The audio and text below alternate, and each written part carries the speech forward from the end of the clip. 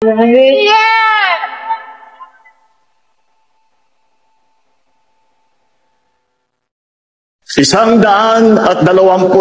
na taon ang nakalipas mula nung unang itinaas ang watawat ng Pilipinas bilang pagpapahayag ng pagsilang ng unang republika sa kasaysayan ng Asya. Tinatawagan ko kayong lahat na patuloy na tangkilikin at ipagmalaki ang ating pagiging Pilipino. Tayo ay babangon at aangat bilang isang bansa na may malinaw na pananaw sa kinabukasang inaasam. Pagsama-sama tayo sa paglalakbay tungo sa isang mas maliwanag at masaganang buhay. Mabuhay ang Pilipinas! Mabuhay ang ating kalayaan!